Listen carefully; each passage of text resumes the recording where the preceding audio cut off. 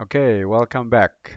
I'm trying to answer this question whether there's a relationship between learning rate and batch size in the when you want to compute the gradient, right, of your error function, right? Um, so the way I understand it, learning rate is like how big of a steps. So imagine if you have the error function or the computed.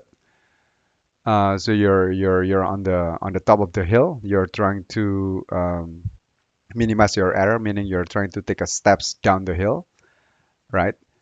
So as you're taking steps, you need to know the direction, right? First, the first one. And then second, you have to know how big of a step do you want to take it. Like you want to take it like a small step, or you want to take a big step, or just average step, right? But first, you have to know which way you have to go, right? Um, um, and you kind of also have to think also about your energy. You're because you're given an energy as a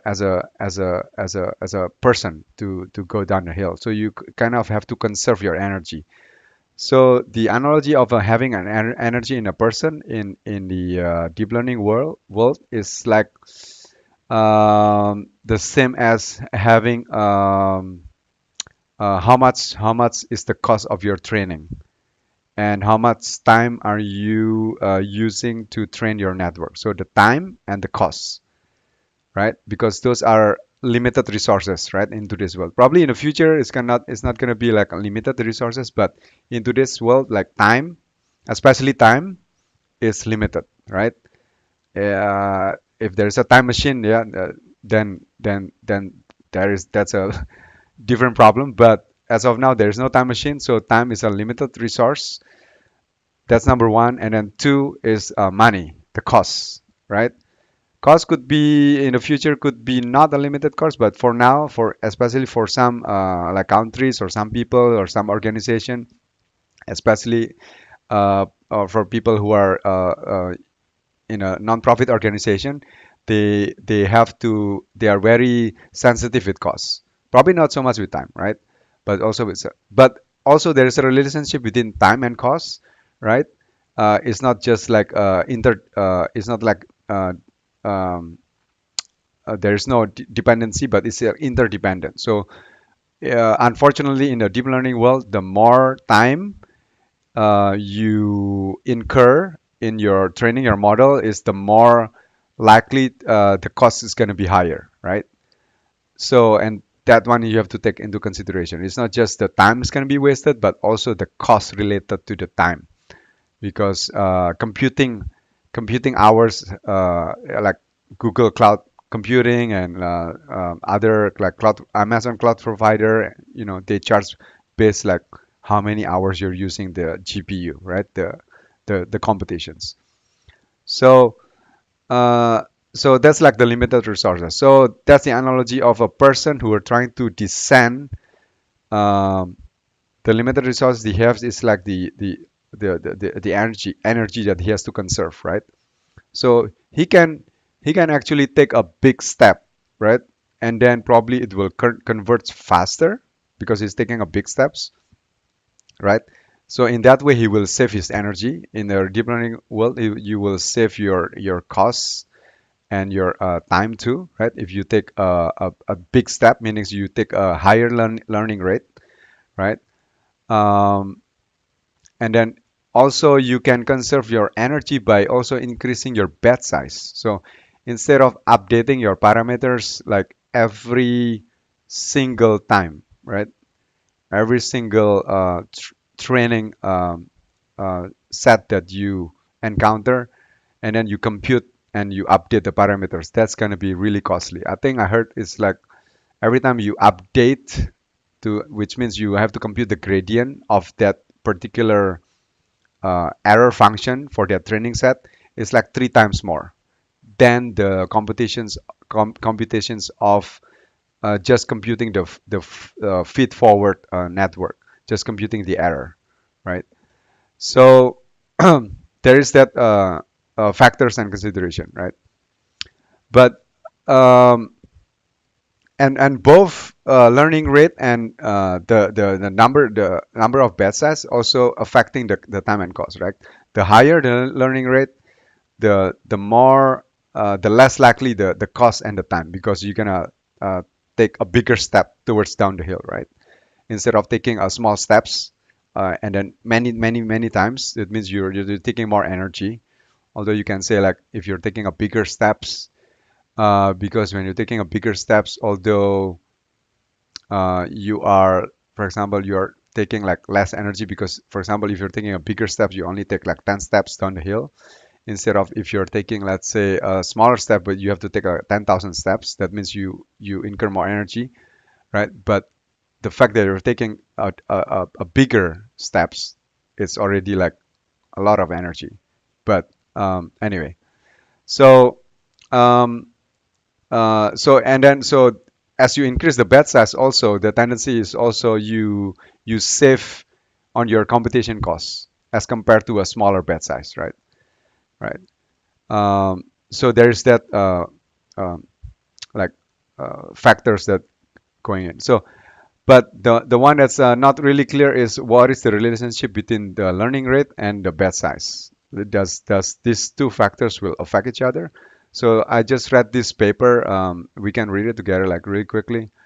Um, so, but basically the paper is saying instead of uh, decaying the learning rate, you increase the batch size. Yeah. So it says here, this is from I think Google Brain. Yeah. It's 24th February 2018. So it's just like about, I don't know, 6 7 months ago. So it is a common practice to decay the learning rate. Here we show one can usually obtain the same learning curve on both training and test sets by instead increasing the batch size during training. So you can obtain the same learning curve, right? This procedure is successful for stochastic gradient descent (SGD), stochastic gradient descent with momentum, Nesterov momentum, and ADAM. Okay, I'm not familiar with Nesterov this one. ADAM, I think is a adaptive kind of learning rate, something like that. It reaches equivalent test accuracies after the same number of training epoch. Okay, the same number of training epoch. Okay, but with fewer parameter updates, leading to greater parallelism and shorter training times. We can further reduce the number of parameters updated by increasing the learning rate uh, E and scaling the batch size B. I don't know what's this notation like. I'm not sure what. So you can reduce the number of parameter increasing the learning, because when as you increase the learning rate, um, you don't have to you don't have to take a lot of steps go down the hill, right, as you're descending from your hill. Finally, one can increase the momentum coefficient m and scale the batch size v. I don't know what's this, over 1 minus m, although this tends to slightly reduce the test accuracy. Crucially, our techniques allow us to repurpose existing training schedules for large batch training with no hyperparameter tuning. Okay. We train ResNet 50 on ImageNet to 76.1% validation accuracy in under 30 minutes. Okay. So instead of using decaying learning rate, because normally the as you go down the hill, as you go close to your local minimum, the practice is to decrease the learning rate. They call it to decay the learning rate, which is makes sense, right? Because as you go close to your objective, it's better like kind of like safe than sorry. You take like a smaller steps, right? Because you don't want to like take a big steps and then you over jump your local minimum, and then you keep on oscillating back and forth, right? So normally I think the standard practice is just to keep on reducing the learning rate as you go down the hill, as you reaches towards minimizing your error, or the model converges, right? So, this, but on the other hand, as if you do that, if you decreasing your learning rate, meaning you have to take more steps down the hill. Meaning again, if you take more steps, meaning that you have to incur costs, because and then time, and then time here is also related with the cost, right?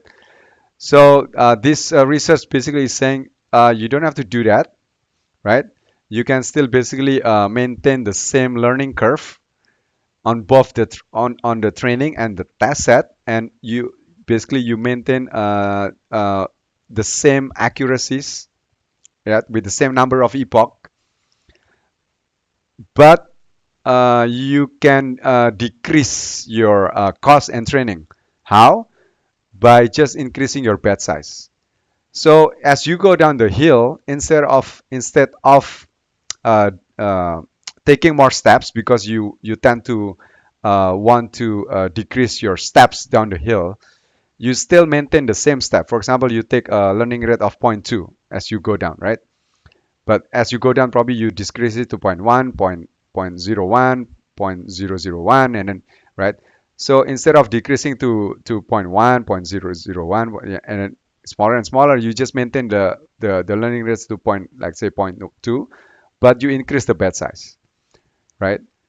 As you increase the batch size, basically you are uh, uh, the updates of the parameter is getting fewer and fewer, right?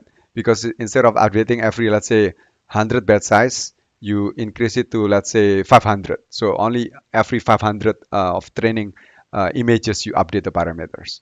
So it costs less, right? And then it's also faster, right?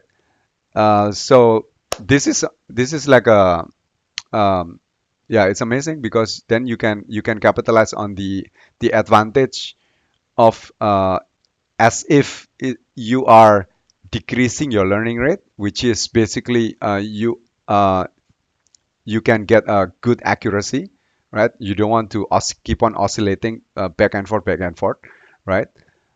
Because you're still maintaining the accuracy, but you don't have to suffer from the cost and from the time, because you are increasing the batch size. So that's what basically it is. So we can like read further into this. So introduction: stochastic gradient descent remains the dominant optimization algorithm of deep learning. However, while SGD finds minima that generalize well, its parameter update only takes a small step towards the objective. Increasing interest has focused on large batch training. In an attempt to increase the step size, and reduce the number of parameter updates required to train a model. Large batches can be parallelized across many machines, reducing training time. Okay. Unfortunately, when we increase the batch size, the test set accuracy often fail. Okay. To understand, so this is what happens before. As you increase the batch size, the test set accuracy fails. But so this paper is trying to disprove. Look, actually, that's not true. Actually, you can still maintain the same kind of accuracy, right? Even though you increase the batch size. To understand this surprising observation, Smith and Lee argued 2017. So Smith and Lee, let's see. Oh, so this is part of the Google Brain. Samuel Smith and Cook Lee, I think. Um, where am I? Argued one should interpret SGD as so interpret as stochastic gradient descent as integrating a stochastic differential equation. They showed that the scale of random fluctuations in the SGD dynamics G equals to E n over B minus 1, where E is the learning rate, and training set size, and B is the batch size. Furthermore, they found that there is an optimum fluctuation scale G which maximizes the task set accuracy at constant learning rate.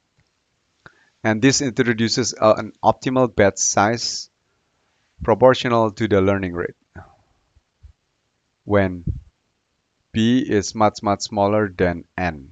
What is B again? So B is the batch size, N is the training set size. Oh, okay.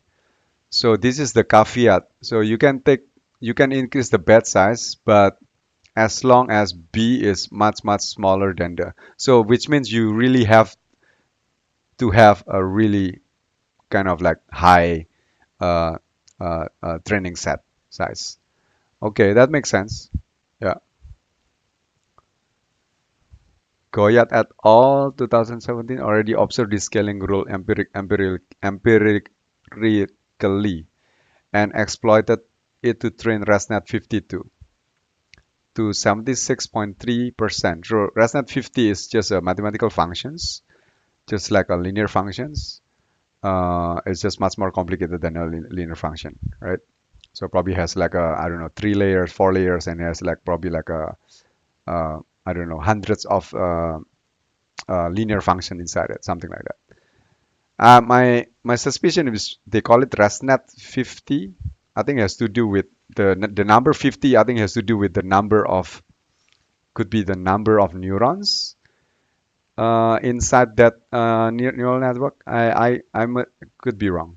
Okay, but it's a mathematical function to think that you know simplistically.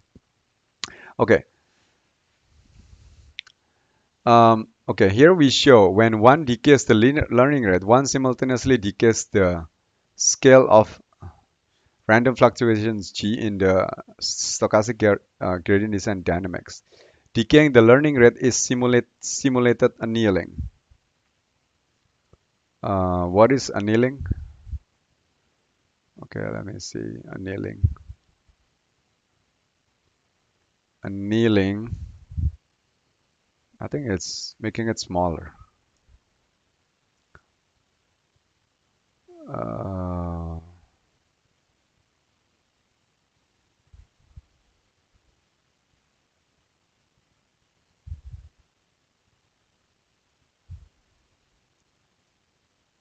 Annealing in deep learning.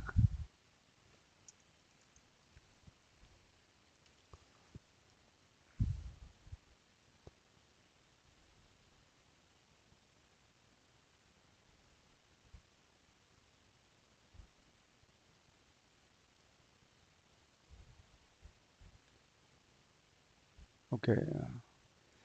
It says simulated annealing algorithm for deep learning is a new area of research in machine learning in which the objective is moving us closer to the goal of artificial intelligence.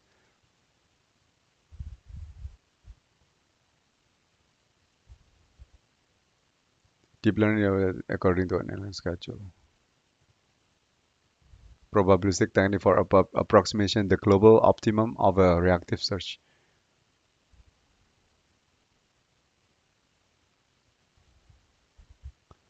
Uh, Simulated annealing in deep learning. Quora. Quora is, I like Quora. They give you like a really like a concise and very simple way of explanation.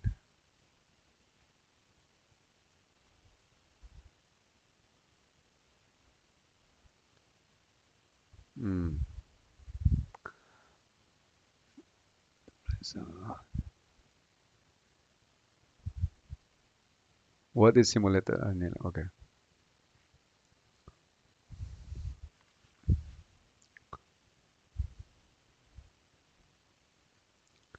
Okay, so it's an algorithm which help us reach a global optimum of a multidimensional function despite the presence of several hills and valleys, local maxima and minima. It is evolutionary in the sense that unlike traditional optimization techniques like random walk or hill climbing, it won't get stuck at local minimum. Okay. Okay, so it won't make you stuck on the local optimum. Okay. Simulated annealing. Okay, just get like the gist of it. Okay, decaying learning. So basically, it's trying to avoid to be stuck in the local minima because you sometimes the function has many several hills, and there's the global minimum. There's the where your function is minimized the most, which is the global minimum. So you don't want to be stuck in the in a in a in the small hill. So it says here to decay your learning rate. Basically, it's part of that strategy not to get stuck in the local minimum, which is makes sense because as you decrease your learning rate, you are think about when you're a mountaineer, you're going down the hill, right? So as you approaches like a downhill, right? First you cannot see, you're like blind, right? That's why you need like the training data or people like tells you, hey, go like left 45 degrees angle, or go right or 30 degrees angle, or go to your left 60 degrees angle, right? So people need to tell you, you're like blindfolded or you're like blind, right? As you go down the hill. But you can sort of like I don't know. So you do not know whether you're gonna reach like you're gonna reach um you probably you can tell because there is an error function. Yeah. The error function is getting like decrease and decrease, right? But you do not know whether as you go down the hill, you do not know uh, if you already reach like a bottom or not, because the bottom could be like a fake bottom, right? It's just a local minimum. It's not the global minimum, right? Because there's so many bottoms, like probably like three, four bottoms. So as you kind of feel that you are approaching like the bottom, you want to be careful, right? So you kind of like decrease your steps. You're taking like baby steps, right? You're like very careful. Like you don't want to like to take a big step because if you're taking a big steps and you might overstep that hill or the local minimum, right? What if the local minimum is true? Is the real global minimum, right? So you want to be careful. So that's why it says here the decaying learning rate is part of the strategy to of simulated annealing, which is basically trying to avoid to be stuck on the local minimum. Okay, we propose an alternative procedure. Instead of decaying the learning rate, we increase the batch size during training. Okay, so when one decays the learning rate, and once one decays the scale of random fluctuations. Okay, okay. This strategy achieve near identical model performance. So on the test set with the same number of training epoch, but significantly fewer parameter updates. Okay. One proposal does not require any fine-tuning as we follow pre-existing training schedules. When the learning rate drops by a factor of alpha, we instead increase the batch size by alpha. Oh, interesting. So, okay. So it's by the same rate. Okay. So for example, if you have a instead of dropping by a factor of 10, for example, the learning rate is from zero point 0.1, instead of you're decreasing it to zero point 0.1 to zero point 0.01, right? That's by a factor of 10. Then it's better to increase from batch size, for example, from 10 to 100 because that is it's a factor of 10. Okay. As shown previously, we can further reduce the number of parameter updates by increasing the learning rate and scaling B. Okay, so that's not all. You can actually still reduce furthermore by increasing. So this is like the opposite. It's like the opposite strategy. So instead of you're decreasing, you're increasing it. Oh my gosh. So I think this strategy is really good for I don't know. Yeah, yeah, for people who doesn't have a lot of resources. Yeah, for organization like probably like non-profit. Yeah, yeah. So you're increasing it by scaling and scaling the batch. B is batch, I think, right? That's correct. Yeah, the batch. Yeah, B is batch. I don't know what is this. Um, oh my gosh, I don't know what is that for. I'll make it bigger. Probably. Is it better? I think that's better, right? It's bigger. Okay. I do not know what is this symbol for. Is anybody know what is that? It's like it looks like a fish. I don't know. Kind of. I don't know. But okay. So, but the point is, you can actually increase the learning rate and scaling B with this. I don't know what this operation do. So you scale the batch size somehow in proportional or in with the learning is E is a learning rate. Wait, what is E? Yeah, E is a learning rate here. Okay, E is the learning rate. Okay, okay. So with this equation basically, right? So if you want to increase the learning rate, you can increase it, and then but you have to scale the B.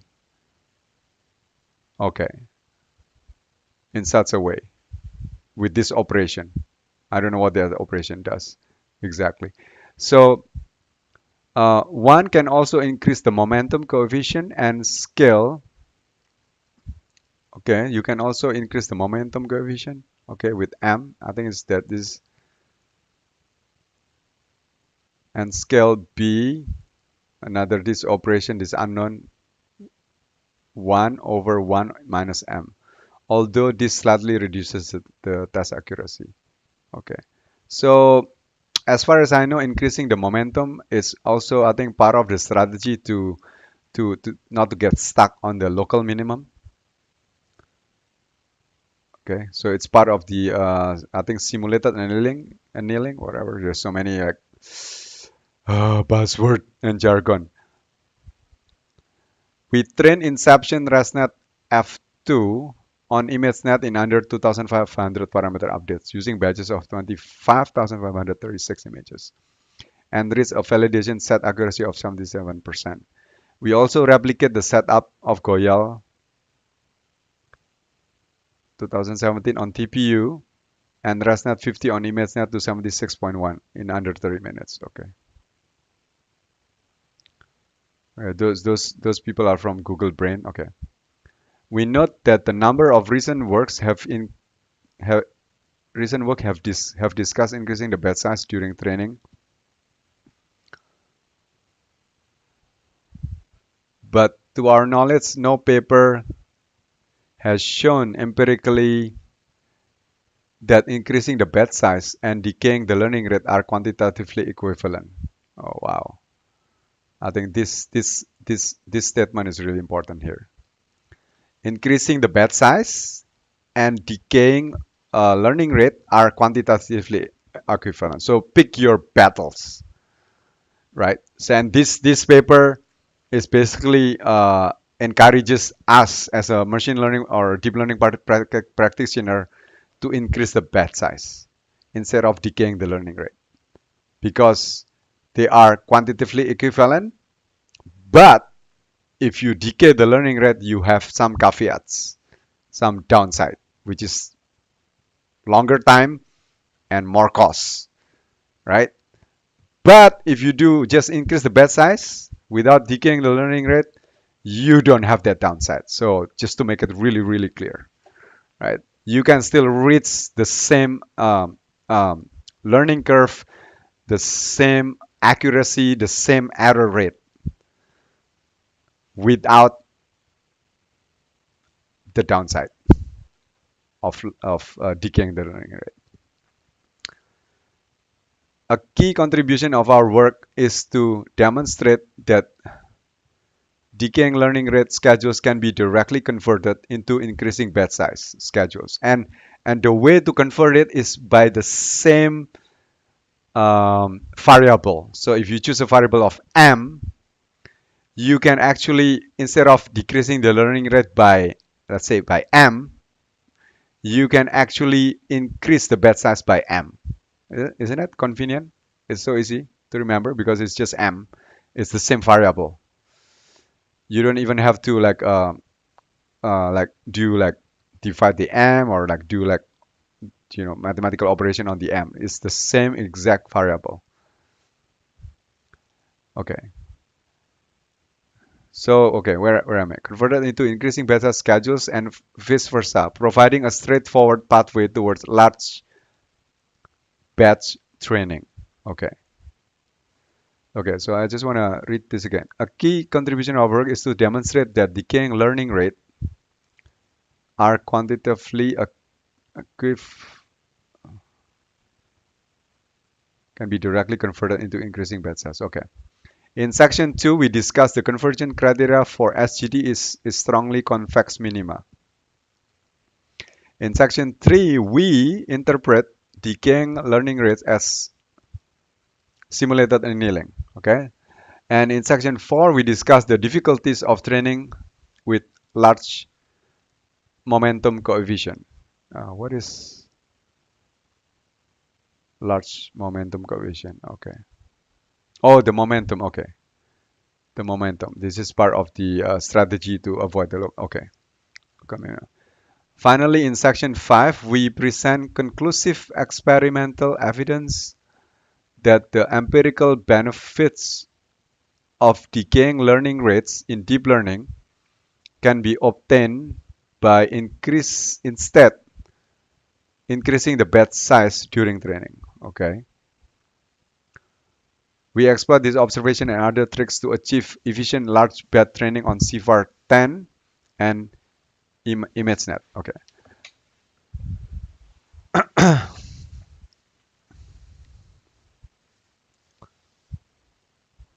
Okay, so stochastic gradient descent and convex optimization. SGD is a computationally efficient alternative to full batch training. Okay. As stochastic gradient descent is basically a mini batch uh, training, right? So instead of a full batch training, right? Or instead of yeah, full batch training I think is a gradient descent because you update the parameters after you evaluate the whole training data set, right? That's gradient descent. But stochastic is um, um, instead of updating the parameters after looking the whole training data set, you update the parameters every time you look each individual data set or a subset of the data set. Okay. But it introduces noise into the gradient. Okay. That makes sense. We can call abstract optimization. It's often stated that to reach the minimum of a strongly convex function, we should decay the learning rate. Hmm. Okay, it was a strongly convex function. What is a strongly convex function? Does it mean like the function like really like like this, like a U instead of like that? Probably. You should decay the learning rate because if you're like this compared to like that, okay, such that 1 to infinity, the learning rate equals to infinity, E1 square less than infinity. Okay, E1 denotes the learning rate at the gradient up I gradient update. Intuitively, equation 1 ensures we can reach the minimum no matter how far our parameters are initialized. Okay, because the learning rate is just small as compared to this one. This one you square it. Okay. And then the E1 is equals to infinity.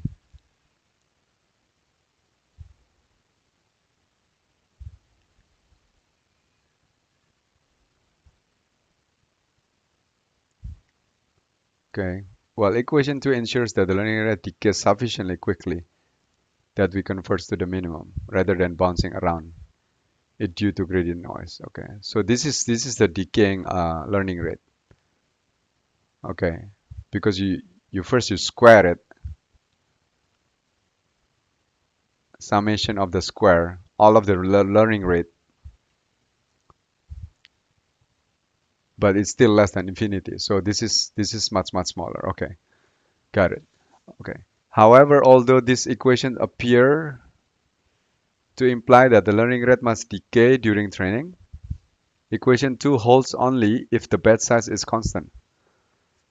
Okay, to consider how to proceed when the batch size can vary, we follow recent work by Smithley and interpret SGD as integrating the stochastic differential equation below.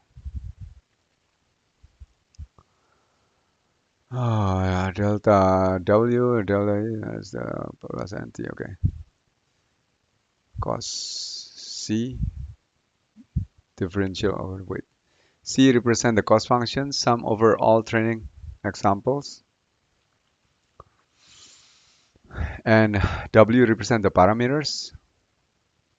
Okay, sorry guys, what time is it?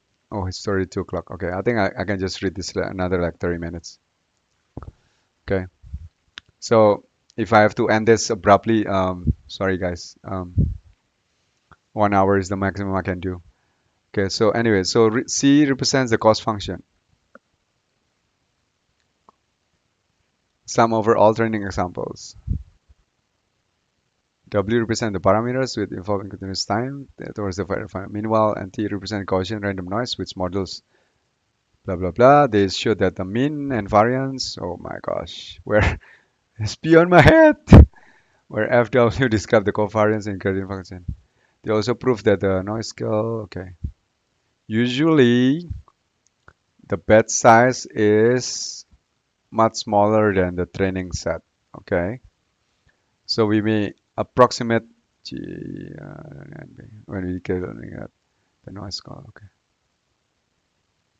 The main contribution of this work is to show that it's possible to make efficient use of fast training batches. If one increases the batch size during training at constant learning rate until B approximately n divided by 10.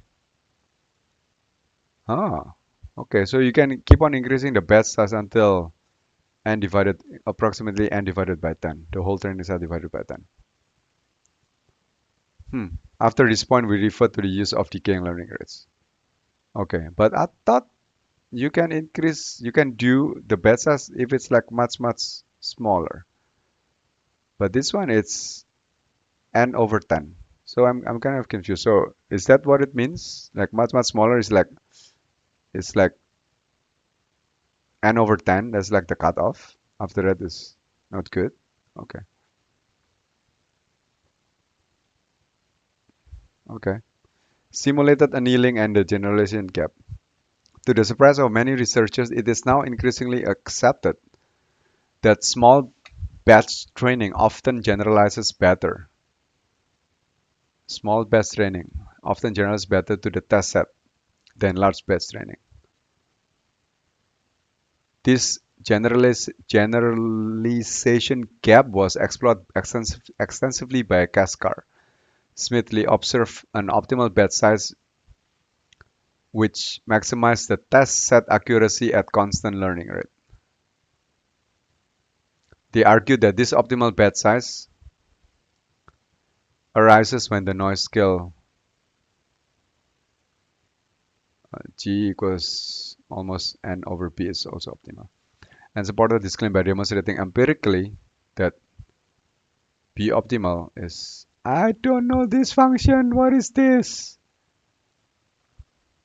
Earlier, Goyal et al. 2017 exploited a linear scaling rule between batch size and learning rate to train ResNet 50 on ImageNet in 1 hour with batches of 8,192 images. This result indicate that the gradient noise can be beneficial, especially in non-convex optimization. It has been proposed that noise help SGD escape sharp minima. Okay, so when deep learning is supporting this view, we know that most of the implied early stopping. Okay, blah blah blah. Finally, we know that this simply may explain why conventional learning rate decay schedules like square root of decay may have become less popular in deep learning in recent years. Okay, 4. The effective learning rate and the accumulation variable. Many researchers no longer use vanilla SGD, instead preferring SGD with momentum. Okay. Smith-Lee extended their analysis of SGD to include momentum and found that the noise scale G equals to E1 over N over P minus 1. This reduces the noise scale of an SGD when the momentum coefficient M reaches 0. Intuitively, okay. This is way over my head. Okay. The batch size. Appendix Iv, we analyze the growth of the combination of the star with training. This variable tracks exponential decaying average of gradient estimates, but initially it's initialized to 0. Reducing the rate. Consequently, furthermore, when we increase the momentum coefficient, we increase the time scale required. Blah blah blah. This is like particularly problematic at points where noise scale decays, because instability during early stages of training. We not correlated at reduced learning rate for the first few epoch. Okay. So the number of epoch and learning rates, as the number of epoch getting higher and higher, your learning rate decrease, except for increasing batch size. It's still the same. Okay. And this one, the number of epoch, as the number of epoch getting higher and higher, the batch size keep on increasing for hybrid and increasing batch size, except for decaying learning rate. Okay. Experiment. Okay. In section 5.1, we demonstrate that decreasing the learning rate and increasing batch size during training are equivalent. Okay, that's cool. I like that. In section 5.2, we show we can further reduce the number of parameters updates by increasing the effective learning rate and scaling the batch size. Okay, this is where I don't understand the operation, mathematical operation there. In section 5.3, we apply our insight to train Inception ResNet v2 version 2 on ImageNet using vast batches of up to 65,536 images. Finally, in section 5.4, we train ResNet 50 to 76.1 ImageNet validation accuracy within 30 minutes. Okay. Simulated annealing in a white ResNet. Our first experiments are performed on CVAR 10 using a 16-4 white ResNet architecture following the implementation of Sagoruko, Komodakis, blah, blah, blah. We use cost batch norm. I don't know what is that, with a cost batch size of 128. This ensures the mean gradient is independent of batch size as required to demonstrate the equivalent between decreasing the learning rate and increasing the batch size.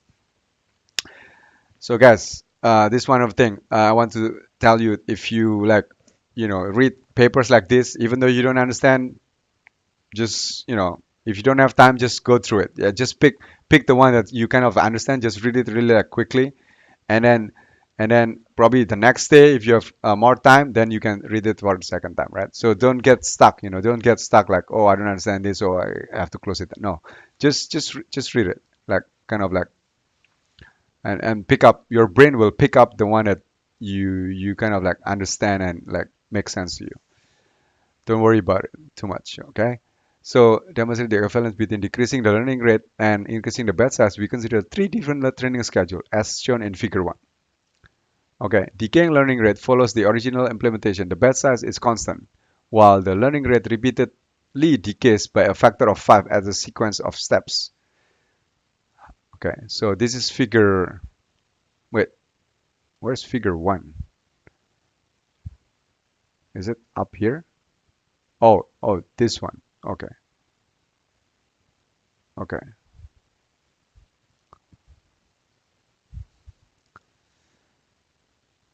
Okay, so hybrid holds the learning rate constant at the first step, instead increasing the batch size by a factor of 5. Okay. However, after the first step, the batch size is constant and the learning rate decays by a factor of 5. Okay. This schedule mimics how one might proceed if hardware imposes a limit on the maximum achievable batch size. Okay, remember as you increase your batch size, you need to have a good hardware, right? Because when you increase the batch size, basically you're using the parallelism of your GPU because it needs parallel computing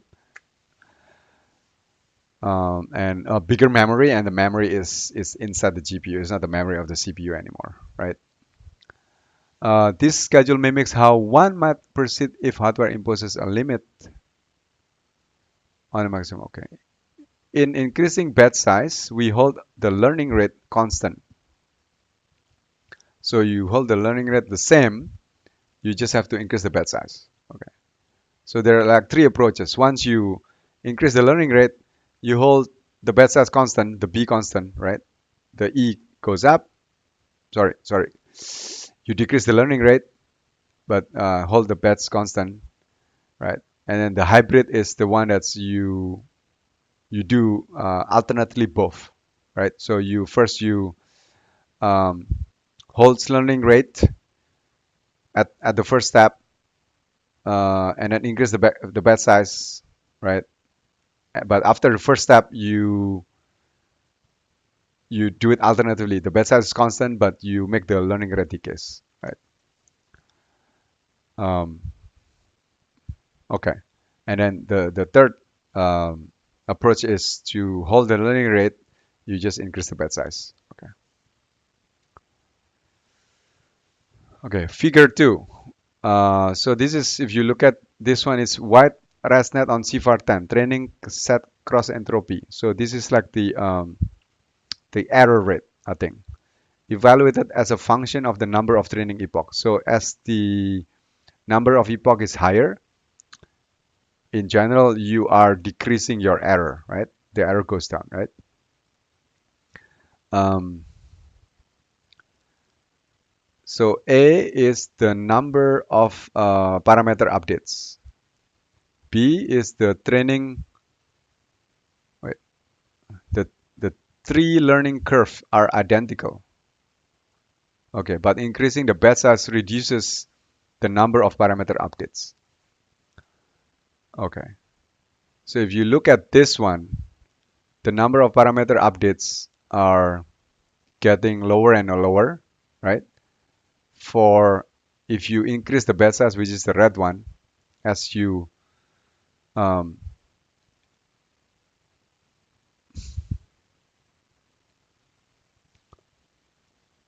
so the error rate goes down, right? And then the wait, increasing batch size as you go down here, and then the number of parameter updates um,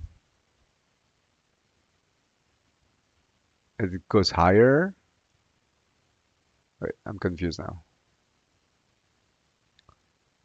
The three learning curve on B are identical. Okay, so for decaying learning rate, for hybrid, for increasing batch size, identical. Increasing the batch size reduces the number of parameter updates. Okay. So over here, there are less parameter updates. So by increasing the batch size, so as you increase the batch size here. Okay. Okay. Okay. Let's look at this one. Okay, so number of epoch. The accuracy is getting higher as you have more epoch for all the um, three methods. Whether you decay the learning rate, which is the blue one, right? Or the hybrid, which is the first step. I think you hold the learning rate and then you increase the batch size, and after the first step, you do the opposite. So you decay the learning rate and then make the batch size constant. That's the hybrid approach. And then the increasing the batch size, the red one, is basically you hold the learning rate, you just increase the batch size as the number of epoch goes up too. So as you can see, it's the accuracy is having the same accuracy, right? All of the three. Um, what's the difference between this and this? This is accuracy. Isn't this the same? Why there like there are two charts? I don't get it. Huh? This is exactly the same. This one, A and B. Oh, oh, oh. Okay. So this one is a test accuracy during training for SGD using SGD with momentum. Oh, is using grade different what do you call it? Is using a different um,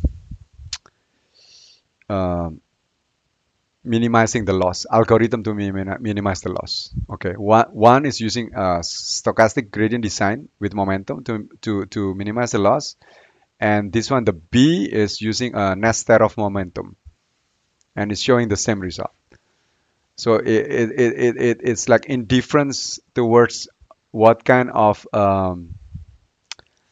minimization algorithm you're using to minimize the error function.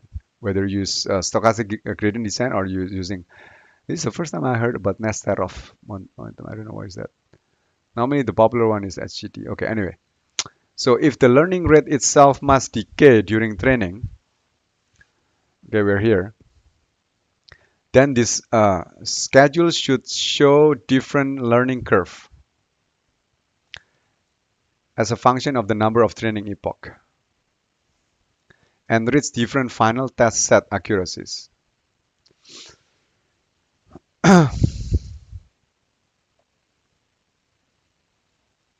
Meanwhile, if it is the noise scale which should decay, all three schedules should be indistinguishable. We plot the evolution of the training set cross entropy in figure 2a, where we train using SGD with momentum and a momentum parameter of 0.9. The three training curves are almost identical. Okay, figure. Okay. Despite showing marked drop as we pass through the first two steps. Okay.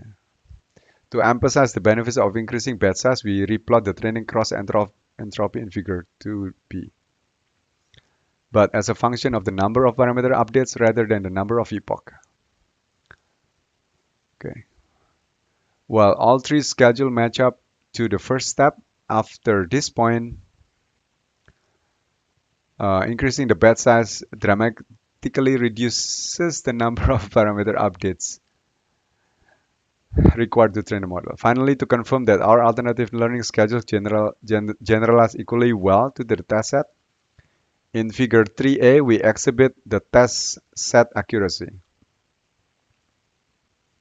Okay, this is what we're looking at, the 3a, right? We already looked at this one, 3a and 3b. Basically, it's good. Okay. In figure 3a, we exhibit the test as a function of number epoch, so each curve can be directly compared.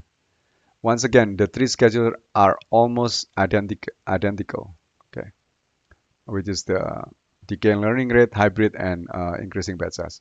We conclude that we can achieve all of the benefits of decaying learning rate in these experiments by instead increasing the batch size.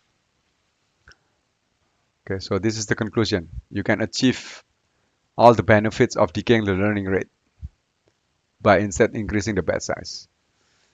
So just the benefits. So you just get the benefits of as if you're decaying the learning rate, which is the benefits of decaying the learning rate is you are one is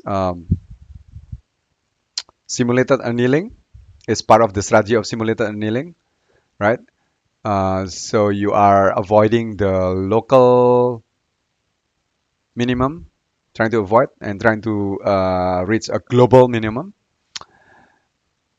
And then the second benefits of decaying learning rate is you achieve a high accuracy, right?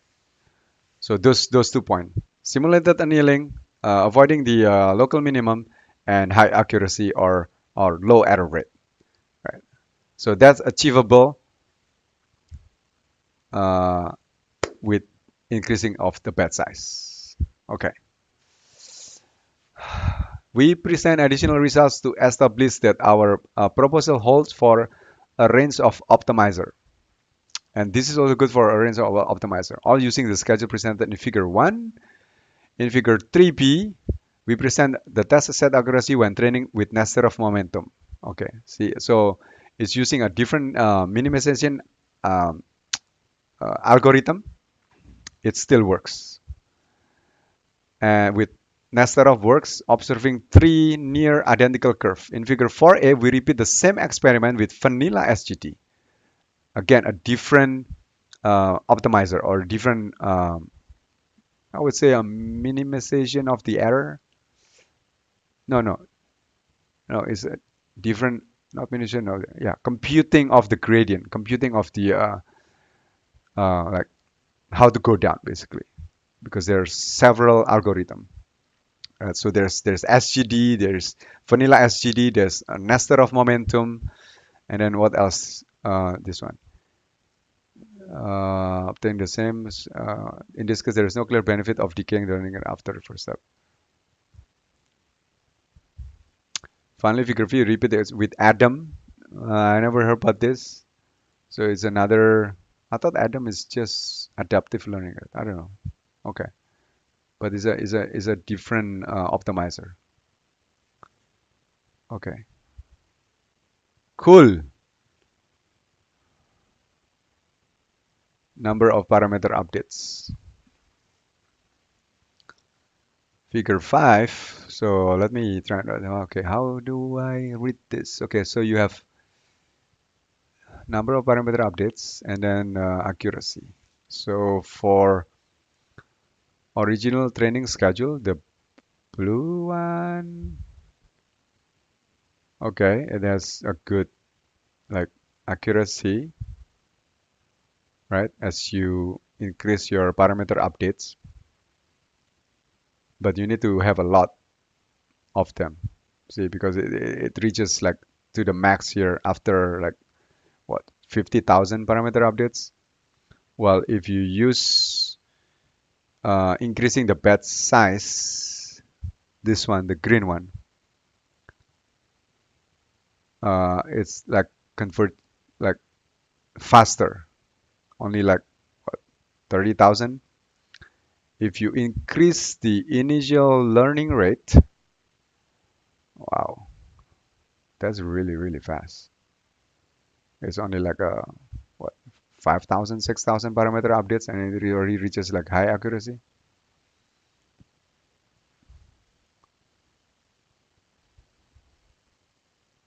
And then this one is the fastest. Oh wow, increased momentum coefficient.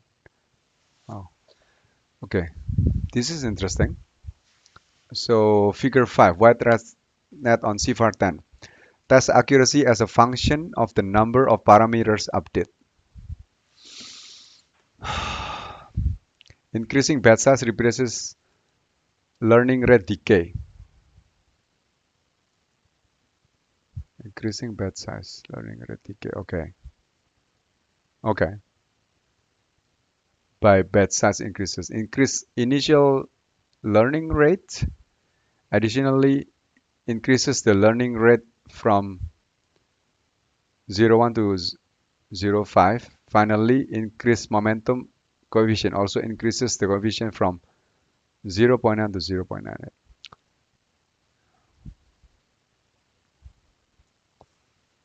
Use the default parameter. I think that's such that the initial base learning rate here is. Thus, the learning rate schedule is obtained by default. So you want to use this one then. You want to increase the momentum coefficient because it gives you like a um, really high accuracy in a very fast manner. Only like I don't know 2,000, 3,000 parameter updates here on this point here. Increasing the effective learning rate. Okay, my brain kind of freeze already. Okay, I think it's almost done here. Let me see, 5.2. Oh, still a lot. Okay, I think it's almost done. I think we can do it. I'm just gonna finish this. It's probably like 10 more minutes. Okay, but I'm already like, we'll see. Okay, we'll see. Okay, we now focus on secondary objective, minimizing the number of parameter updates required to train a model. As shown above, the first step is to replace decaying learning rates by increasing batch size. Okay, we show here that we can also increase the effective learning rate at the start of the training while scaling the initial batch size.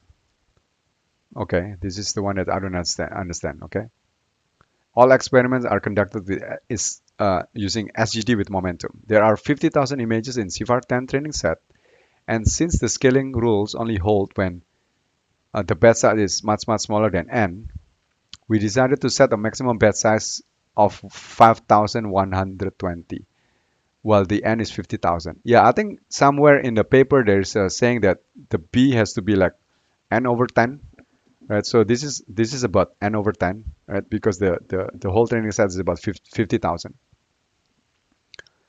Okay, so this is about increasing what? Let me see. Increasing the initial learning rate, whatever.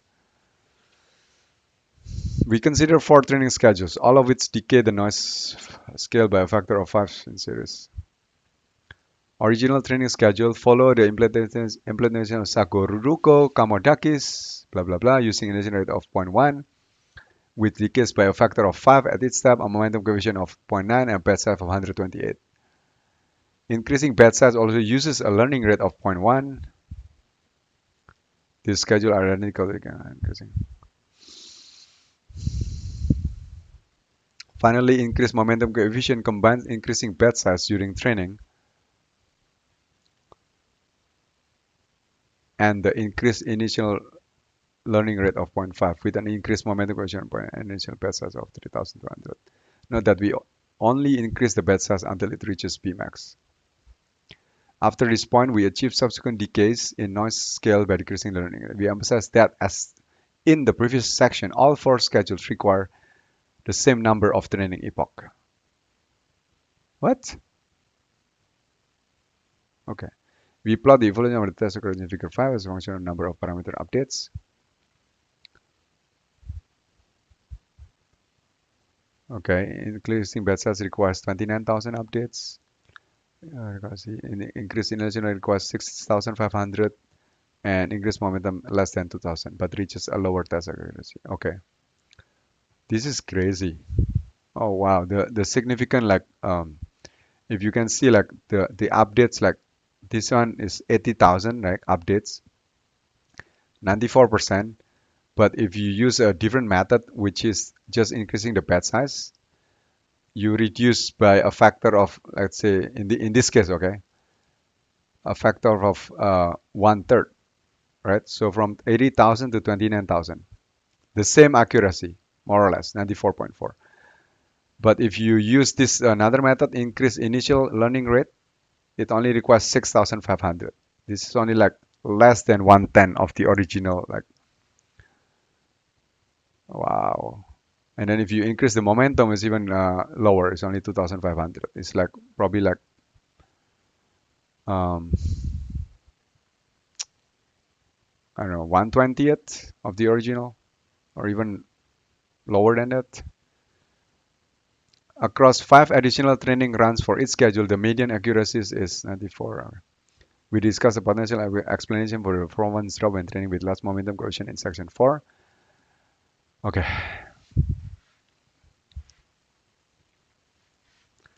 Number of epoch, validation set accuracy, number of set parameters.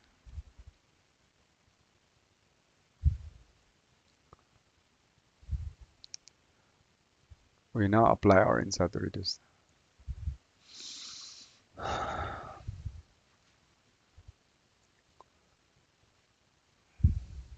Okay, let's go to the.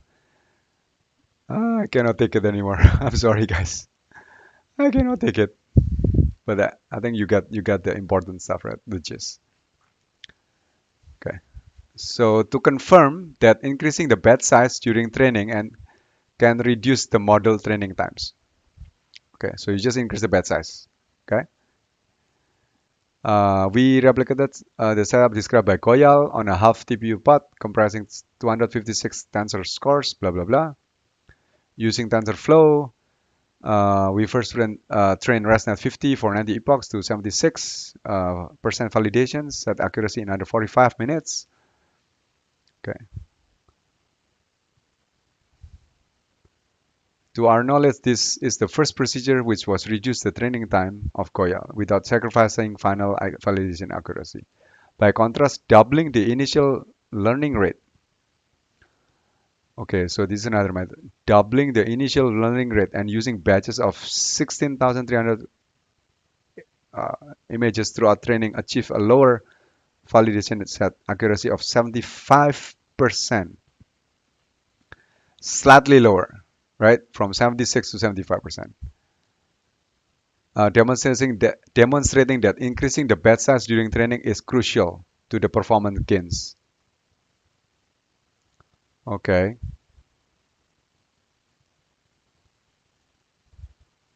These results show that the ideas presented in this paper will become increasingly important as new hardware for large batch training becomes available. Oh, because there are many companies now these days are building like a neural net chip, right? So basically a chip that specifically designed for computing deep learning algorithm or for neural networks. So as the chip's going to be available, like Google already make their own chip. It's called TPU, Tensor Processing Unit, right? But they don't sell it to the market. But there are more like smaller companies. I heard there's like more than 20 or 30 companies based in Silicon Valley that are making this specialized chip for neural networks. So as this chip's going to be more available for like people like us for commercial for companies, then this idea that you can increase your batch size without sacrificing accuracy is going to be really, really, really, really important because as you increase the batch size, you are actually making use of these specially designed chips that are basically parallel computing, right?